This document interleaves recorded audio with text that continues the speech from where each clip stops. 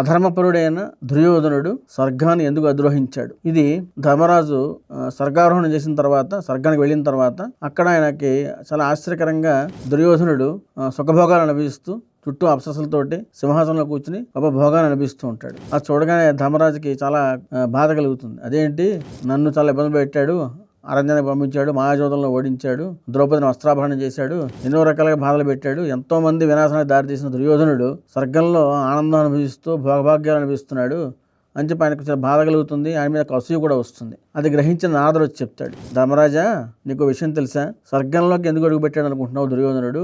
ఆయన యుద్ధం చేశాడు, కానీ ఆయన సైన్యంతో ఆయన కూడా ధర్మంగానే యుద్ధం చేశాడు. యుద్ధం చేయబట్టి యుద్ధంలో మరణించడం వలన, వీరమరణం పొందడం వలన ఆయన స్వర్గానికి వచ్చాడు. అది ఒక్కటే కాదు, యోగులు సన్యాసత్వం చేసి ఎలాంటి వాళ్ళైతే గొప్ప గొప్ప యోగులకిను తర్వాత ఇలా యుద్ధంలో మరణించిన వాళ్ళకి కూడా, ధర్మయుద్ధం చేసి మరణించిన వాళ్ళకి కూడా స్వర్గం యొక్క ద్వారాలు తెరిచే ఉంటాయి.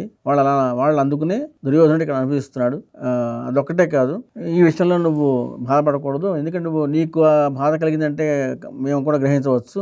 అంటే అప్పుడు నా తమ్ముళ్ళు ఏమైపోయారు, వాళ్ళు ఎక్కడికి వెళ్ళిపోయారు, నా తమ్ముళ్ళు ఎంతో పుణ్యం చేసుకున్నారు, వాళ్ళు ద్రౌపది ఎంత సాధ్యమని నా తమ్ముళ్ళు ఎంత పుణ్యాలు చేశారు, ఎంత ధర్మంగా వాళ్ళు నాతో పాటు వనవాసం చేశారు, వాళ్ళు ఎక్కడికి వెళ్ళిపోయారు అని బాధపడతాడు.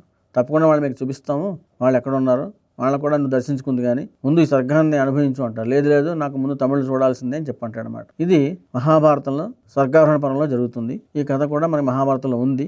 అంటే దీంట్లో ధర్మాధర్మ సూక్ష్మాలతో వివరించడం విషయంలో మహాభారతం ముందుంటుందని చెప్పడం కోసం ఈ కథ చెప్పాం.